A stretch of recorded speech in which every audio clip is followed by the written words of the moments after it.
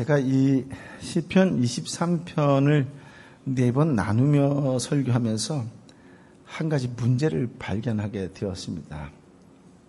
그것이 무엇이냐면 어렵더라고요, 설교가.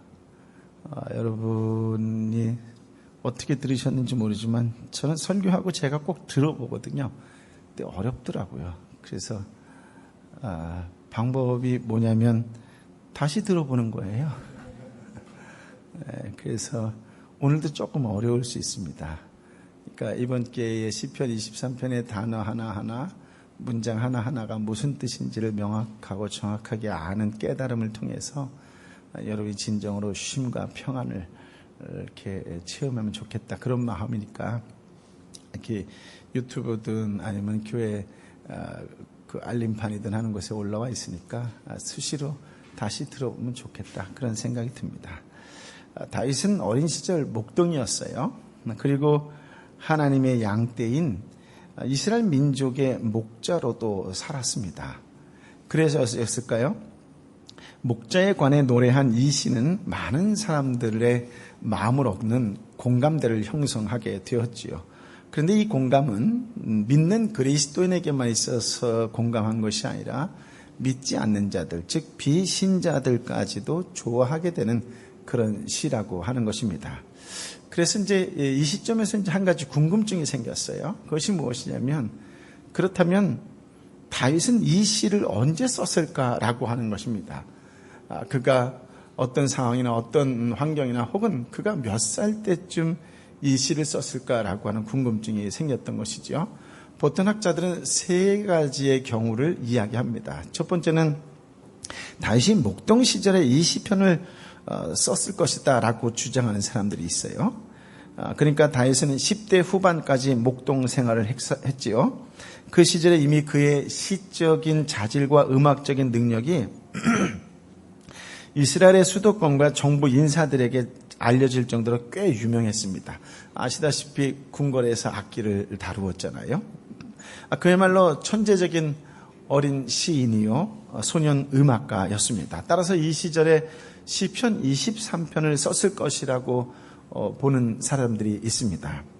그런데 여러분, 10대 후반에 쓴 이 시가 모든 시대를 초월하고 모든 세대를 초월하여 감동을 줄 수 있을까요? 라고 하는 질문에는 조금 부족하지 않을까 그런 생각이 듭니다. 두 번째는 다윗이 사울 왕에게 쫓겨다니던 시기, 즉 20대에 쓴 것이라고 보는 견해가 있습니다. 다윗은 10대 후반에 골리앗을 죽인 일로 인하여 벼락스타가 되었습니다.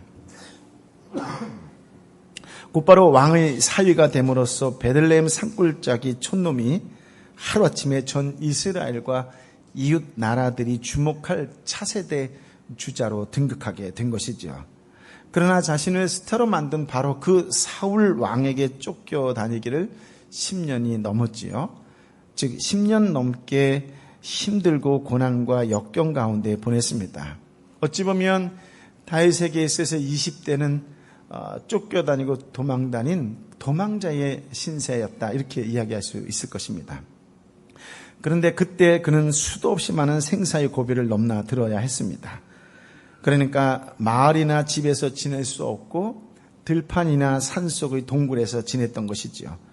그러는 가운데 사울 왕과 그의 군대의 끈질긴 추격, 배신과 밀고 일촉즉발의 위기와 아슬아슬한 도피, 정말 힘든 세월을 보냈습니다. 그렇지만 그 가운데서 하나님은 그를 인도하시고 보호해 주셨습니다. 다윗의 생애에서 가장 치열한 시기, 그 가운데에서 하나님께서 친히 목자가 되어주시고 부족함이 없게 하시고 환난의 골짜기를 지나 결국은 왕의 자리에 오르게 하셨습니다. 따라서 이러한 상황들이 이 시와 너무나 잘 어울린다라고 보는 것이지요. 그렇지만 여러분, 우리가 한 번쯤 생각해 볼 수 있는 것이 무엇이냐면, 한치 앞을 내다볼 수 없는 환난의 이때에 이렇게 평화로운 전원과 아름다운 목장의 모습을 감동적으로 그려낼 수 있었을까요? 라고 하는 것입니다. 그는 시편의 다른 여러 군데서 확인해 볼 수 있지만 아주 치열한 시기를 보냈으니까 그런 삶 속에서 시를 짓기란 결코 쉽지 않았을 것입니다. 세 번째 견해가 있습니다. 부모와 가족들조차 무시했던 산골짜기의 목동 시절, 하루아침에 벼락스타가 되었으나 그보다 더 빨리 더 깊이 낭떠러지로 떨어졌던 20대, 또 왕이 된 후에 쉼없이 치루었던 정복전쟁, 밧세바의 사건으로 하나님과 사람 앞에서 돌이키기 힘든 죄를 지은 일, 자녀들이 서로 성폭행을 하고 그것이 원인이 되어 서로 죽고 죽인 일, 그리고 가장 아끼던 아들이 자신을 배반하여 스스로 왕이 된 일, 이 모든 것을 경험한 다윗이 노년의 자신의 삶을 돌아보며 시편 23편을 지었다라고 하는 견해입니다. 즉 다윗의 인생이 끝나갈 때쯤 자신의 삶을 회고하면서 결론적으로 내뱉은 고백이 시편 23편이라고 하는 것이지요. 어린 시절 양을 칠 때, 또 군인으로 왕으로 살아온 지난 삶을 돌아보면 나는 하나님 앞에서 한 마리 양에 불과했음을 고백하지요. 양에 불과한 나에게 목자 되신 하나님은 나의 삶에 늘 함께 계셨습니다. 저 멀리 앞서 가지도 않으셨고 말없이 뒤에서 따라오는 것도 아니라 늘 나와 동행하셨습니다. 그래서 나는 부족함이 없었습니다. 나의 목자 되신 주님과 함께 했기에 나의 삶은 그 어디나 푸른 풀밭이었고 쉴만한 물가였습니다.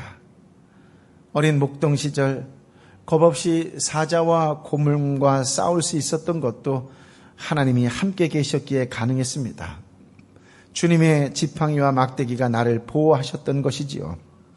사울 왕이 나를 추격하고 많은 사람이 등을 돌린 나의 20대를 이겨낼 수 있었던 것도 나를 떠나지 않으신 하나님 때문이었습니다. 하나님 때문에 아무리 사망의 음침한 골짜기를 다닐지라도 두려워할 필요가 없었습니다. 왕이 되어 정복 전쟁을 하여 옛날 모세와 여호수아에게 말씀하신 그 영토를 확보한 것도 하나님께서 함께 하셨기 때문에 가능했던 것이었습니다. 부끄러워 더 이상 할 말이 없는 밧세바 사건, 자녀들 간의 성폭행, 자식들끼리의 살인, 그 고통스러운 순간도 목자 되신 주님 때문에 견딜 수 있었다라고 하는 것입니다. 아들 압살롬이 반역하였을 때에는 나도 신하들도 또 모든 백성들도 이제 너는 끝이다. 다윗 너는 이제 끝났어 라고 나도 주변도 백성들이 이야기할 때 하나님께서 아니다.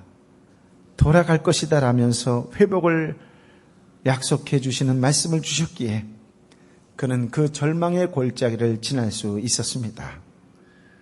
가시적인 원수들과 하나님의 일을 방해하고 그 백성들을 공격하는 사탄을 이기고 승리의 잔치를 열어주시고 기름을 머리에 발라주신 분도 하나님이셨습니다. 그렇습니다. 인생의 끝자락에서 돌아보니 내 모든 삶의 목자 되신 주님이 계셨기에 오늘의 내가 지금 여기에 있게 된 것임을 고백할 수밖에 없었던 것이지요. 그래서 다윗은 여호와 하나님, 당신은 나의 목자이십니다라고 고백했던 것입니다. 여러분 생각해 보십시오. 어떻게 이런 내용의 시를 10대 청소년이 쓸 수 있겠습니까? 20대 혈기왕성한 청년이 쓸 수 있겠습니까? 그래서 노년의 다윗이었기에 이런 시를 쓸 수 있었다는 결론을 낼 수밖에 없다는 말입니다. 그렇지만 여러분, 다윗이 이 시를 언제 지었느냐라고 하는 것, 그것은 그렇게 중요하지 않습니다. 중요한 것은 시편 23편이 보여주는 목자의 모습이 다윗이 아니라 오늘 예배의 자리에 있는 저와 여러분 한 사람 한 분 한 분이 하나님은 나의 목자라고 고백하는 것, 그래서 내가 부족함이 없다라고 간증하는 것, 그것이 더 중요한 것 아니겠습니까? 여러분에게 있어서 정말 하나님은 나의 목자이십니까? 그 하나님이 계시기 때문에 나는 어떤 상황 환경 속에 있다 할지라도 부족함이 없다고 고백할 수 있으시겠습니까? 다윗이 지난 삶을 돌아보면서 그 수많은 고비고비마다 목자이신 하나님이 자신과 함께 다녔다라고, 함께 하셨다고 하는 바로 그 고백이 오늘 저와 여러분 한 사람 한 사람이 고백이 되어야 되지 않을까요? 그때 우리도 다윗처럼 이야기할 것입니다. 아니, 선포할 것입니다. 하나님은 나의 목자시니 부족한 것이 없을 것이라고요. 오늘 그 목자이신 하나님의 은혜가 먼저 저와 여러분 한 사람 한 사람에게 임하기를 예수님의 이름으로 축복합니다. 아멘. 5절 6절의 말씀을 함께 읽어보도록 할까요? 네, 시작.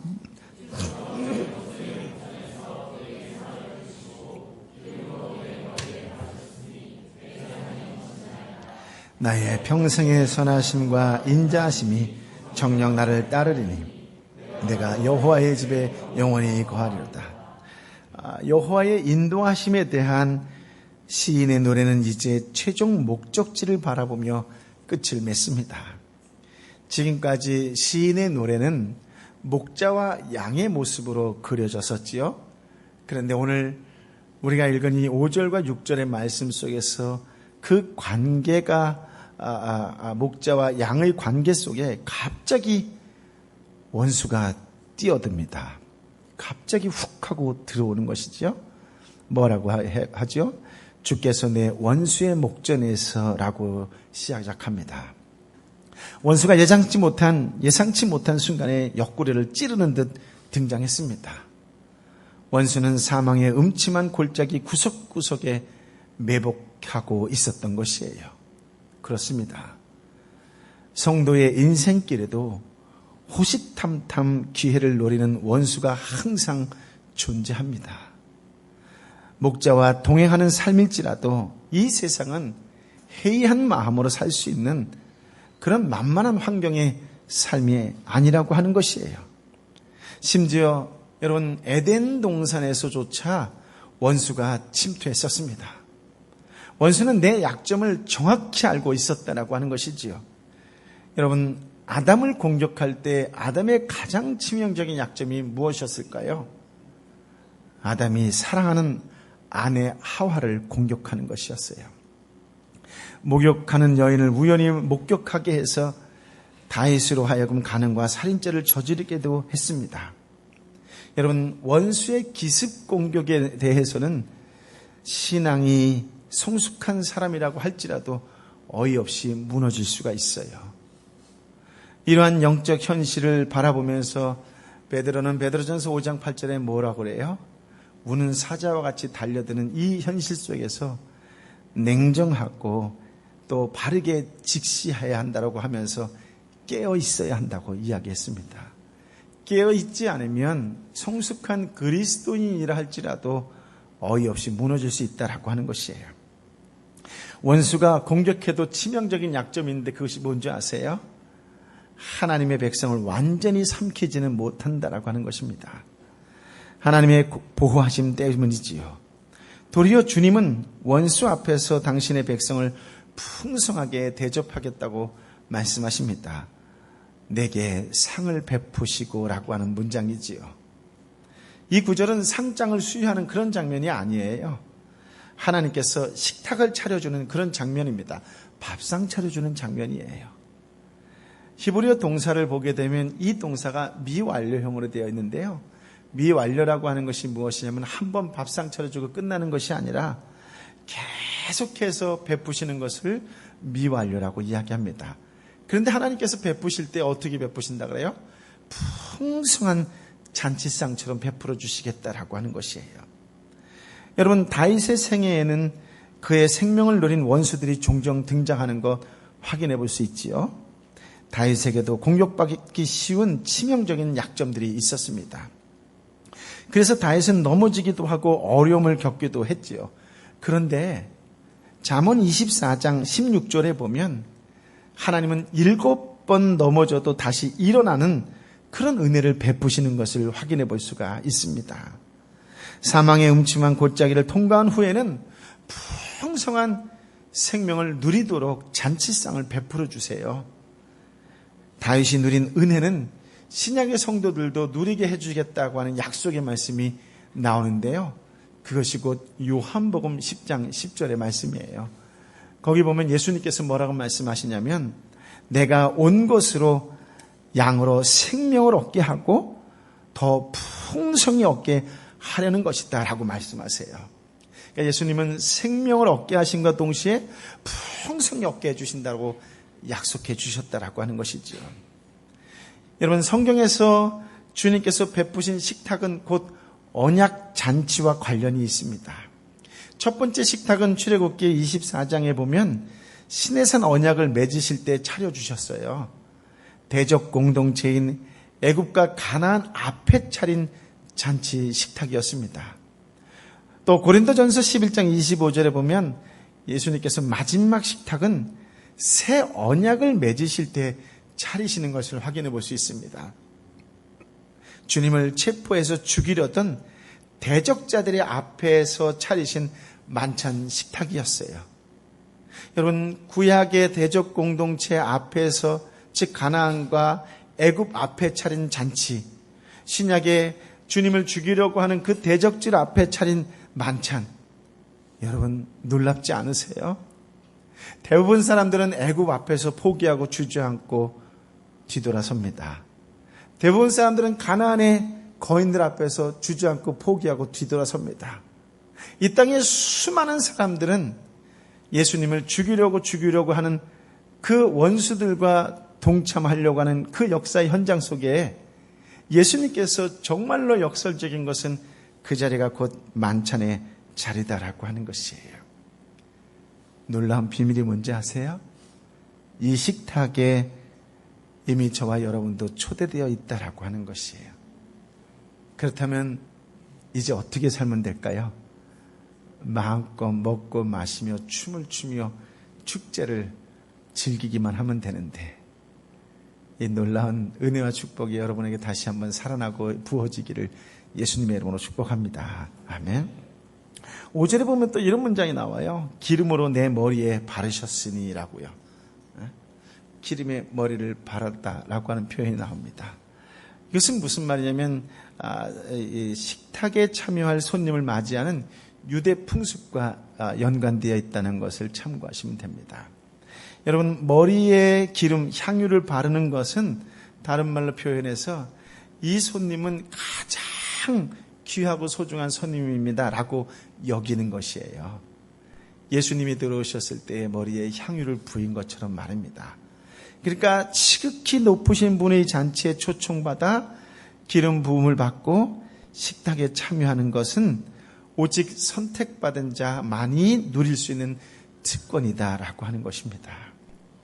여러분, 재미있는 것은 무엇이냐면 목자와 양이라고 표현했던 관계에서 이제 주인과 잔치 손님의 관계로 신분이 바뀌었어요.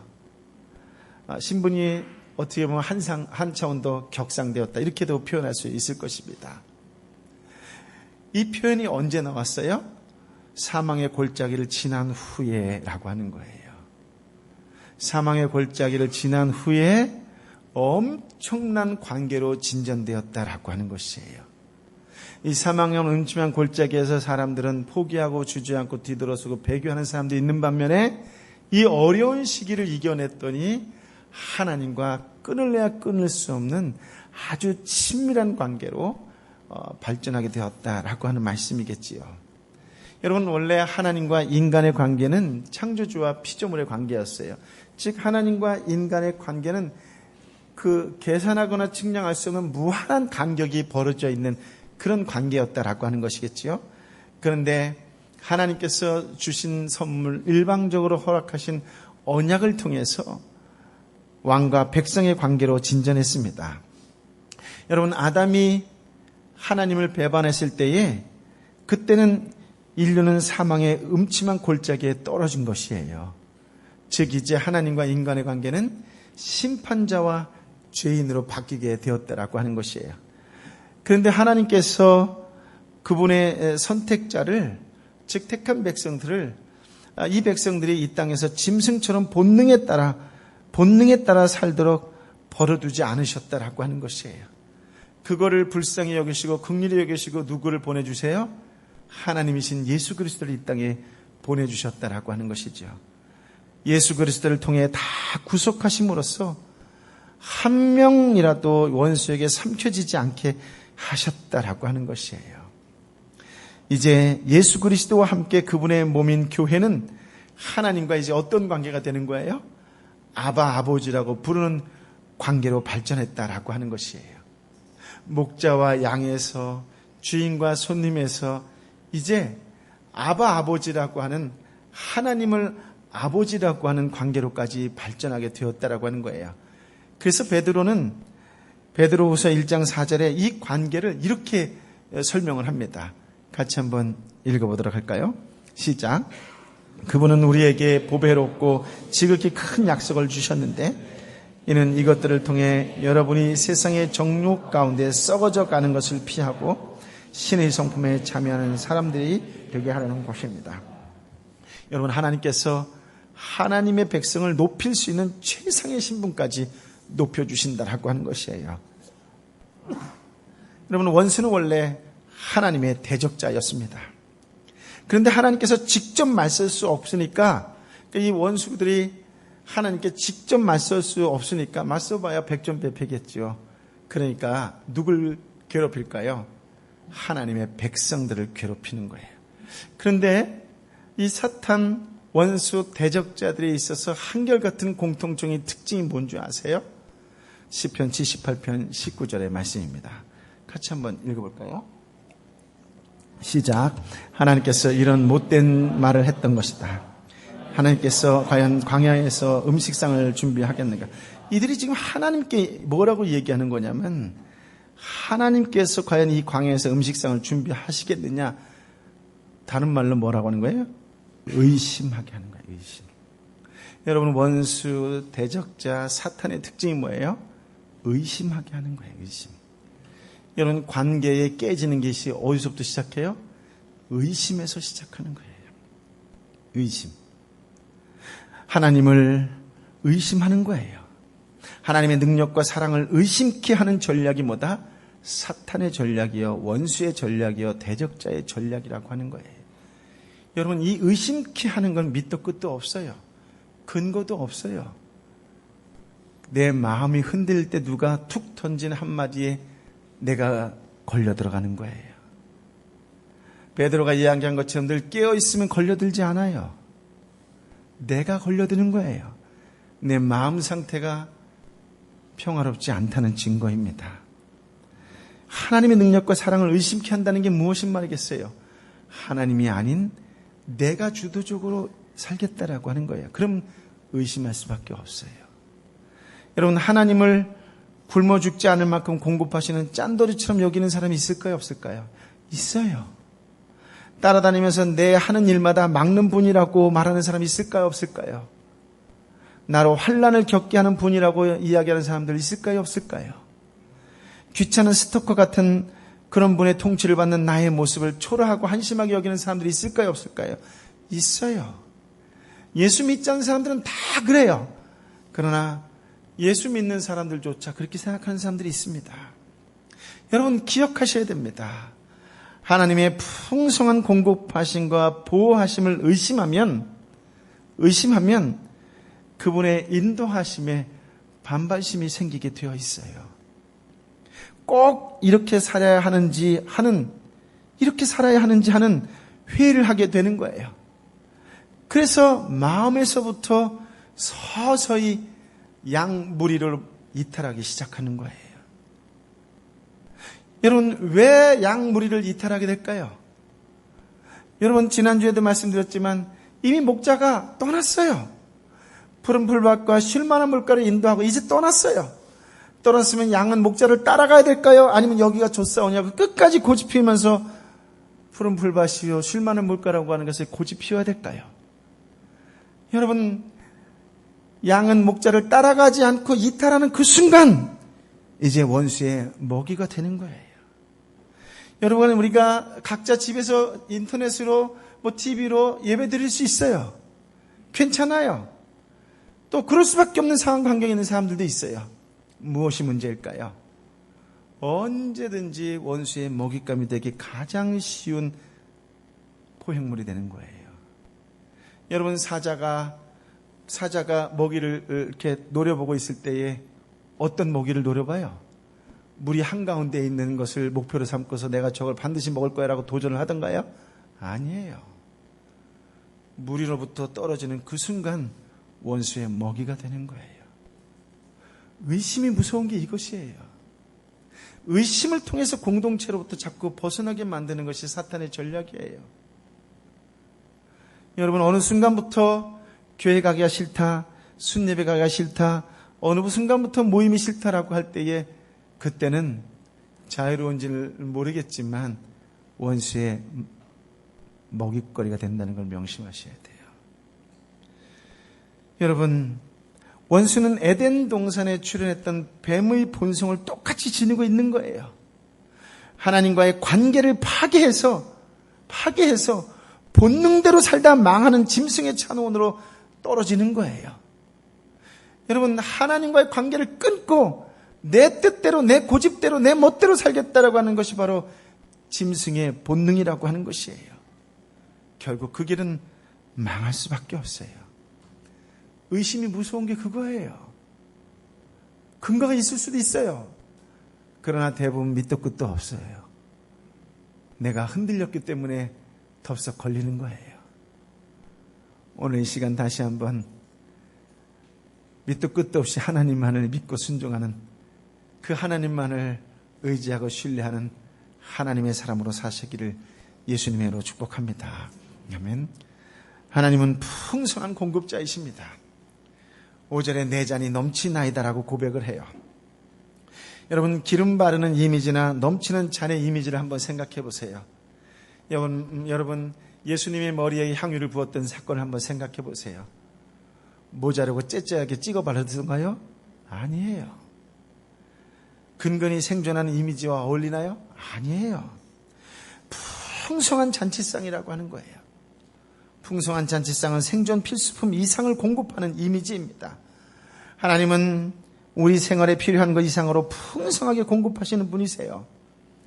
여러분, 신약의 오병이어 사건을 한번 떠올려 보세요. 예수님께서 빵 하나씩 나누어 주고 오늘은 이것으로 버텨라 이렇게 말씀하시던가요? 장정 5,000명이 다 뭐라고 그럴 때였어요? 배부르게 먹고 넘쳐 남아서 거두었다 그랬어요. 12강주리가 남았다 그랬어요. 그런데 우리에게 분명히 그런 풍성한 은혜를 주시는 하나님이고 채워주시는 하나님인데 왜 우리는 이 땅에 살면서 빠듯하게 느낄 수밖에 없는 이유는 무엇일까요? 분명히 하나님께서는 차고 넘치도록 배불리 먹고 남을 만큼 공급하셨다고 하는데 왜 나만 항상 빠듯하게 주시는 듯 느끼는 까닭은 무엇일까요? 그것은 이렇게 생각하면 답이 쉬워요. 여러분, 광야에서 하나님께서 일도 하지 않은 그들에게 만나와 메추라기로 매일매일 공급해서 먹여주셨어요. 한 가지 약속이 있었어요. 집에 쌓아두면 안 된다는 거예요. 내일 일을 건심하고 걱정해서 오늘 그 음식을 쌓아두면 썩게 될 수밖에 없다라고 하는 거예요. 여러분, 그러나 인간은 쌓아두려고 할까요? 오늘 내 인생 끝나는 것처럼 살아갈까요? 둘 다 하겠지만 오늘 주께서 말씀하시는 것이 무엇이냐면 쌓아두려고 하는 걸 일컬어서 욕심이라고 하는 거예요. 내일 일을 근심하고 걱정해서 오늘 쌓아두는 것을 일컬어서 욕심이라고 하는 거예요. 이미 저와 여러분에게 충분하게 부어주시고 채워주셨는데 더 쌓고 싶은 탐욕이 작용할 때에는 하나님은 왜 나에게는 이것밖에 주지 않으세요라고 하는 째째한 하나님으로 만날 수밖에 없다라고 하는 것이에요. 여러분, 이 자리에서 실직한 사람도 있고 경제적으로 지금 너무 어려운 사람도 있고 사업이 위태위태한 사람들도 있을 것입니다. 그러나 한번 생각해 보세요. 정말 하나님 그렇게 째째하시던가요? 정말 이것이 망하면 우리 집은 지금 당장 내쫓겨서 그날 먹을 한 끼의 식사도 없는가요? 아니지 않나요? 우리는 무언가 끊임없이 배고프다고 이야기하지 않아요? 오죽하면 I'm hungry라고 할 때 우리 나도 역시 배고프다 이렇게 말하지 않았어요? 우리의 욕심이 우리의 탐욕은 아닌가라고 하는 묵상이 필요한 시기입니다. 여러분, 하나님의 보호하심도 철저하십니다. 그런데 왜 나만 내 길을 잃어버린 것 같고 상처투성이가 되는 까닭은 무엇일까요? 그것은 내가 조금 가지면 가질수록 인간은 짐승의 본능이 나오는 것이 있어요. 무엇일까요? 내가 하고 싶은 대로 하고 싶은 거예요. 하나님의 그 그늘을 벗어나고 싶은 거예요. 그 보호막을 뚫고 나오고 싶은 거예요. 스스로 보호막을 박차고 나오는 그 순간 어떤 일이 일어날까요? 여러분, 하나님은 광야에서도 그 뜨거운 사막과 그 몸을 가누지 못하는 그 밤의 온도 차이 속에서 하나님께서는 구름과 기둥과 불기둥으로 보호하셨던 분이세요. 하지만 그 구름 기둥과 불 기둥을 박차고 나오면 한낮의 땡볕과 밤의 혹독한 추위를 겪을 수밖에 없다는 걸 명심하셔야 됩니다. 풍성한 공급자 이미지는 생명을 더욱 풍성히 얻게 하신다는 주님의 말씀에도 잘 나타나 있습니다. 똑같은 세월을 살아도 어떤 사람은 영적으로 빈곤한 삶이 있고 어떤 사람은 영적으로 풍성한 삶이 있다라고 하는 것이에요. 하나님께서 주신 은사와 재능을 잘 살리는 삶이 풍성한 삶이라고 하는 것이에요. 그 결과 내 삶의 현장에서 하나님께서 기뻐하시 열매를 맺는다면 살아가는 의미가 풍성하게 드러나겠지요. 하나님께서 겨우 먹고 살게 하시려고 우리를 구원한 것이 아니라는 것을 기억하시기 바랍니다. 지옥 고통만 벗어나면 아무렇게나 살아도 좋다라고 하는 것이 아니에요. 이 땅의 삶은 별 의미가 없어서 초라하고 죽은 후에나 풍성한 삶을 누린다. 거짓말이에요. 그거 기독교 아닙니다. 하나님은 이 땅에서도 원수 앞에서 자기 백성을 높이시기를 원하세요. 당신의 백성을 통해 그분의 뜻을 성취하기를 원하십니다. 이런 것을 통하여 하나님의 영광이 드러나고 그 영광이 성도와 함께 공유하기를 원하시고 누리시기를 원하시는 분이 하나님이시라고 하는 것이에요. 성도가 이 땅에서 풍성한 생명을 누리지 못하는 것은 결국 하나님의 탓이 아니라고 하는 것입니다.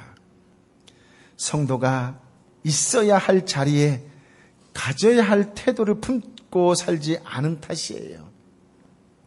하나님이 인간에게 선물하신 에덴 동산은 아무런 부족함이 없는 시공간이었습니다. 그러나 아담과 하와는 하나님께서 주신 그 은혜에 감사할 줄을 몰랐어요. 그만 매일 똑같은 좋은 것으로 가득 차다 보니 매너리즘에 빠진 것이지요. 하나님의 공급하신 것을, 그분의 공급하심을 당연한 것으로 여긴 것이에요. 그렇습니다. 하나님 백성의 자리에 서지 않았고 하나님 백성다운 마음을 품지 않았던 것이에요.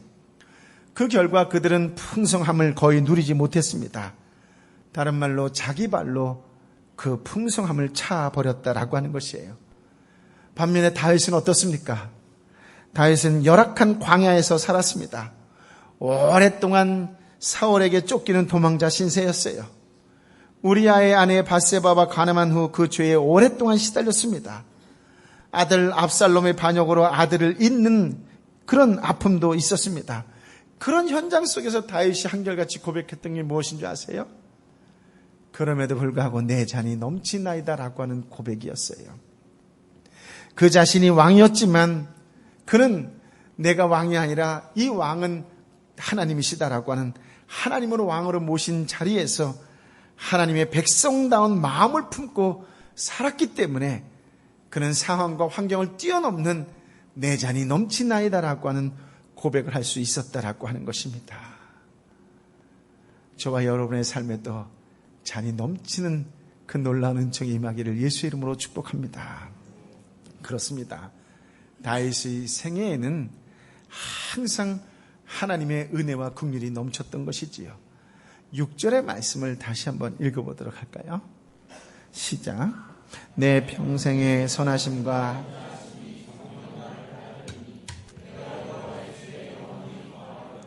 여러분, 다윗이라고 해서 모든 순간에 하나님 백성답게 살았던 것은 아니었습니다. 그의 삶에도 연약하고 죄인되고 원수된 모습이 있었어요. 그런데도 하나님의 은혜와 긍휼이 차고 넘쳤다라고 하는 것이에요. 다윗의 지난 삶을 돌아보며, 다윗은 자신의 지난 삶을 돌아보며 하나님의 선하심과 사랑하심, 인자하심이 넘친 사실을 확인했던 것이에요. 그런 순간순간 자신의 살아왔던 과거를 되돌아보면서 확인하는 것이 있었다면 하나님의 선하심, 하나님의 사랑, 하나님의 인자함이 나를 이끌었구나라고 하는 확인이었습니다. 여러분, 이것은 굉장히 중요합니다. 여러분, 신앙생활을 하면서 어떤 어려움과 힘듦과 좋은 일과 기쁜 일이 있을 때에 그때 내가 살아왔던 것을 잠시 뒤돌아보면서 하나님의 인도하심, 하나님의 고귀한 성품, 선하심과 인자하심, 사랑하심, 긍휼하심을 깨달을 수 있다면 그것이야말로 가장 큰 은혜의 자리라고 하는 것이에요. 여러분, 다윗은 지난날 과거의 삶 속에 역사하신 하나님의 선하심과 사랑하심을 알았기 때문에 그는 현재의 그 자리에서 미래의 삶도 하나님께서 나를 선하시고 사랑하시고 인자하시는 그 자리로 이끄실 것이다, 그렇게 부어주실 것이라고 하는 확신이 있었다라고 하는 것이에요. 그런데 어떤 다윗의 모습이었냐? 여전히 죄성이 남아있는 상황이었지만, 여전히 연약하고 죄인된 모습이었지만, 여전히 원수된 모습이 있었지만, 그럼에도 불구하고 나를 선하시게 인도하시고 인자하심으로 인도하시고 사랑으로 인도하신 그 하나님께서는 나의 미래도 선하고 나의 미래도 인자함으로 나의 미래도 사랑으로 인도해 주실 것이라고는 확고부동한 믿음이 있었다라고 하는 것이에요. 여러분, 이것은 다윗만의 고백이 아니었어요. 사도 바울도 고린도전서 15장 10절에 이런 고백을 하게 됩니다. 같이 한번 읽어보도록 할까요? 시작. 그러나 오늘 내가 나된 것은 하나님의 은혜로 된 것입니다. 내게 주신 그분의 은혜가 헛되지 않아 내가 어느 사도보다 더 많이 수고했습니다. 그러나 이것은 내가 한 것이 아니요 오직 나와 함께 하신 하나님의 은혜로 한 것입니다. 평생에 걸친 하나님의 은혜를 확인한 시인은 마침내 최종 목적지에 도착해서 영원히 안식할 것을 대망할 수 있었습니다. 6절에 뭐라고 읽었어요? 내가 여호와의 집에서 영원히 살 것입니다. 여러분, 여기서 또 한 번 놀라운 변화를 보게 됩니다. 목자와 양, 손님과 주인, 그리고 이제 어떤 관계로 바뀌게 되죠? 영원한 가족으로 바뀌게 된다고 하는 것이에요. 이제 우리는 하나님과 한 가족이라고 하는, 영원히 그 집에서 살 것이라고 하는 놀라운 고백이 나온다라고 하는 것입니다. 주인과 손님 같았던 관계가 이제 영원한 가족 관계로 진전한 것이지요. 그러고 보면 시편 23편은 전체적으로 여호와 하나님으로 시작했다가 이제 마감을 여호와의 집에서 마감한다라고 하는 것이에요. 그러고 보면 성경의 시작은 하나님으로 시작했다, 성경의 끝은 하나님으로 끝나는 것을 볼 수 있을 때에 시편 23편 안에 성경 전체가 들어있는 듯한 묘하고도 신비로운 체험을 하게 됩니다. 성경 내용이 하나님의 창조로 시작해서 하나님께서 마련하신 영원한 성도의 거주지인 모습으로 끝나는 것처럼 말입니다. 여기서 우리는 분명하고도 명확한 한 가지를 깨달을 수 있습니다. 그것은 성도는 어디서 왔다가 어디로 가는지 모르는 방랑자가 아니라고 하는 것이에요. 우리 인생은 하나님으로부터 시작되었어요.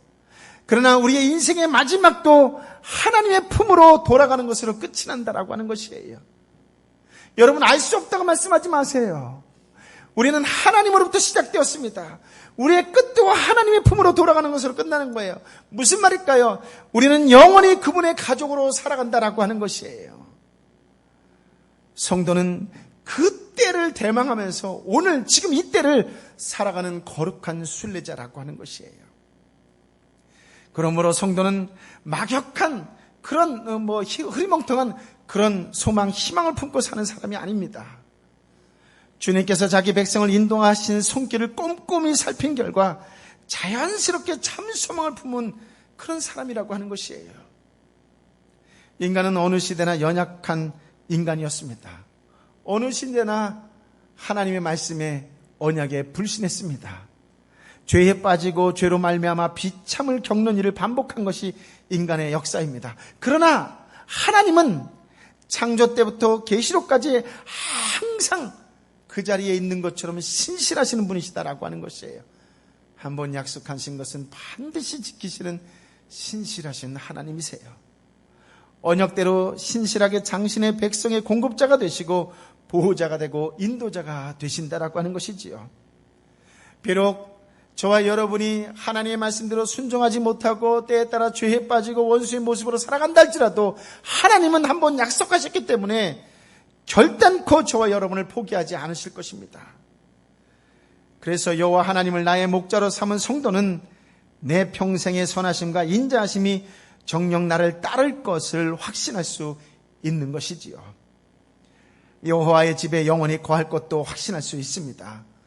언약에 신실하신 하나님께 모든 것을 둔 성도의 소망은 근거가 확실해서 반드시 성취된다라고 하는 것입니다. 사망의 음침한 골짜기를 지날 때는 앞날이 캄캄하겠지요. 끝없는 터널처럼 느껴질 것입니다. 그러나 명심하세요. 그 터널은 끝이 있고 그 끝에는 풍성한 잔치상이 기다리고 있다라고 하는 것입니다. 고난이 길어질수록 이런 생각을 하세요. 고난이 길어지면 길어질수록 내 기도가 응답되면 응답되지 않을수록 이제 내가 잔치상에 한 걸음 한 걸음 더 가까이 다가왔구나라고 하는 믿음을 가지시기를 예수님의 이름으로 축복합니다. 아멘. 그렇습니다. 원수의 목전에서 영예롭게 될 날, 기쁨을 감출 수 없는 잔칫날, 그분과 함께 축제의 잔을 마실 그날이 오고 있다라고 하는 것이에요. 여러분, 어렵습니까? 힘듭니까? 기도가 좀처럼 내가 원하는 때에 오지 않아서 좌절하고 절망할 때가 있었습니까?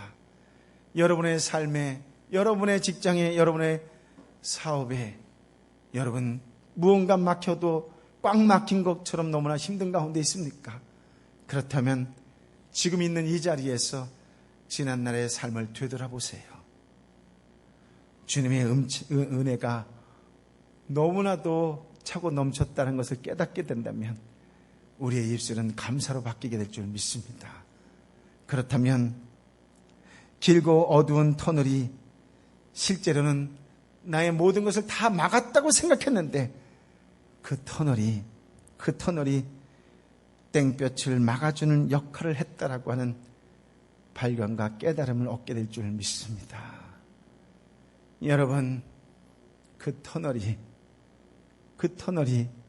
하나님이 여러분에게 쉼을 주기 위하여, 평강을 주기 위하여 그늘로 만들어 주신 거라고 하는 것을 깨닫게 되면 이제 터널의 끝은 다 온 것이라고 하는 것이에요. 여러분을 힘들게 하고 답답하게 하고 막았던 모든 것이 원수를 막아주는, 땡볕을 막아주는 그늘이었다는 이 놀라운 하나님의 은혜를 체험하고 깨닫는 신앙생활이 되고 천국에 열려 풍성한 잔치상에서 노래하고 춤을 추며 먹고 마시는 은혜의 때가 오게 되기를 예수님의 이름으로 축복합니다. 그렇다면 믿음이란 그날에 드릴 감사를 오늘 앞당겨 드리는 거예요.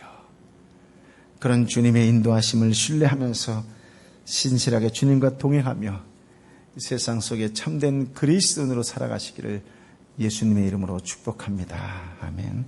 아버지 하나님,